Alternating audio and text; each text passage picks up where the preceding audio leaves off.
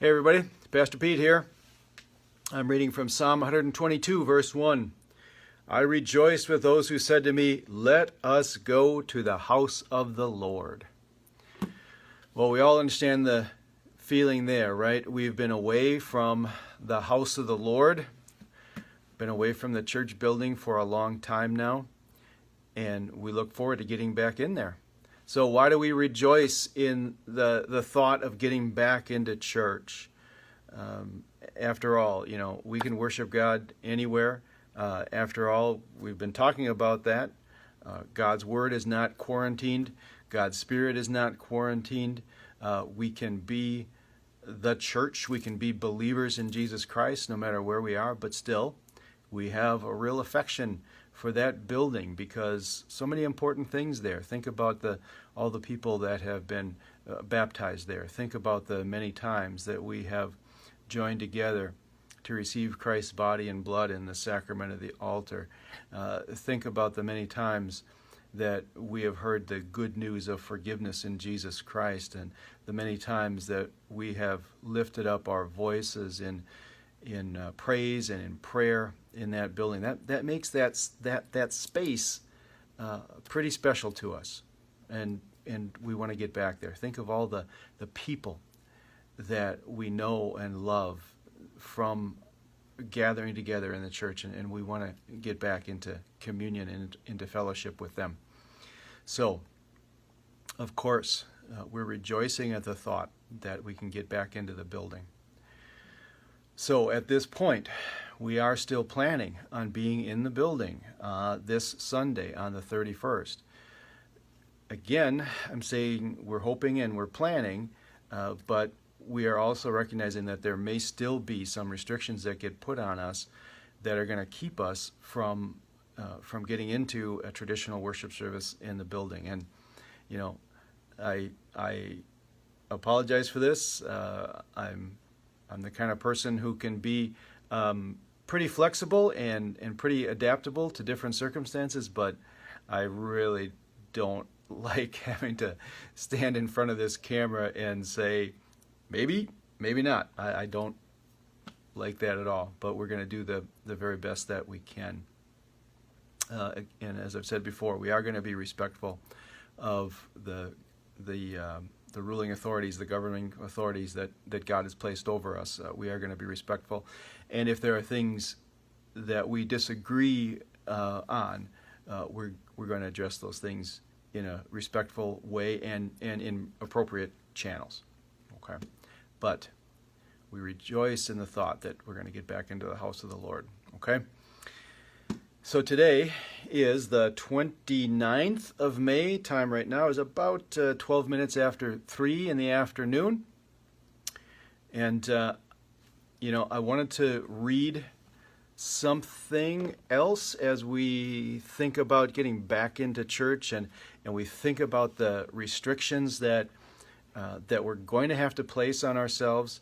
So along with this video post, I am going to post our letter. I'm also going to send it out in email, but I'm going to post this letter which talks about the guidelines, the procedures that we're going to need to follow so that we can open up our church safely in a way that, once again, respects the people who are in charge over us, that also respects everybody's health and safety.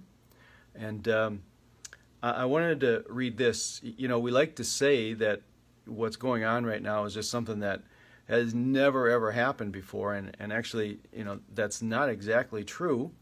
There have been times when either big parts of the world or smaller, more isolated parts of the world have experienced things like this and have had to take some drastic measures.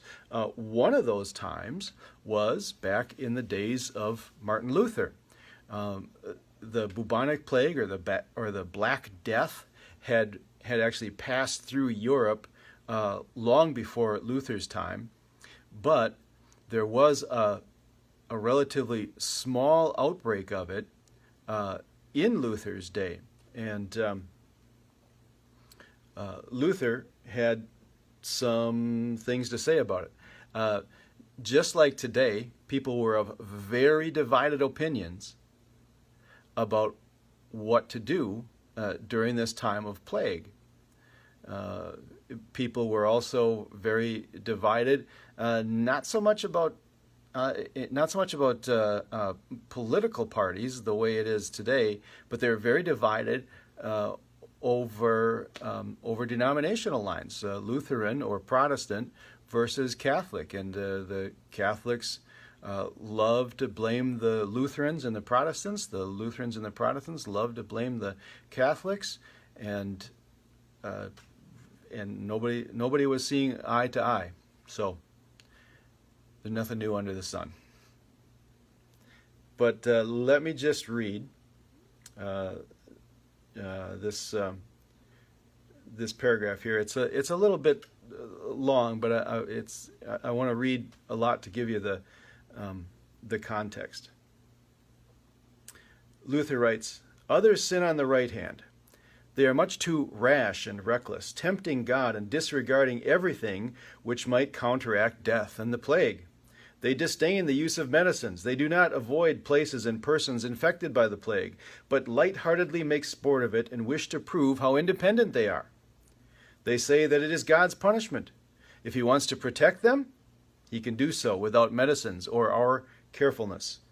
That is not trusting God, but tempting him.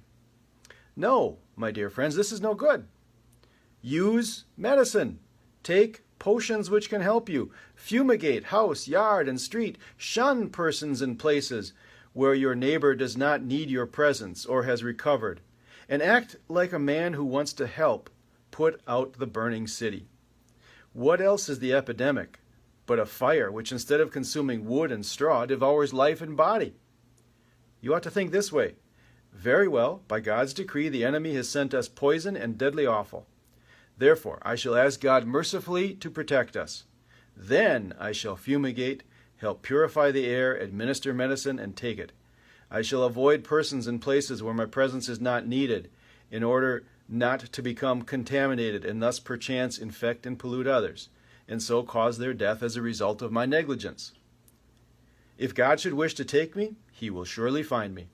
And I have done what he has expected of me, and so I am not responsible for either my own death or the death of others. If my neighbor needs me, however, I shall not avoid place or person, but will go freely, as stated above. See, this is such a God-fearing faith, because it is neither brash nor foolhardy, and does not tempt God." Really wise words. Luther was a great Christian thinker in many ways, way ahead of his time. But you see what he's saying there. He's saying use the best common sense that we have, use the best medicine that we have, the best practices that we have, according to the best information that we have. Use that, and don't try to claim, your independence. Claim that you are so strong that you don't need any of that stuff, or whatever. But use that stuff because you're thinking not just of yourself, but you're thinking of your neighbor, and you're thinking about how your contribution can put an end to this thing. So, in that spirit, I offer up the guidelines for reopening the church. Please read that. If you have questions or comments on it, please give me a call, comment on Facebook, send me a text, send me an email, whatever it might be. Love to hear from you, and I'm looking forward to worshiping with you all again. God bless.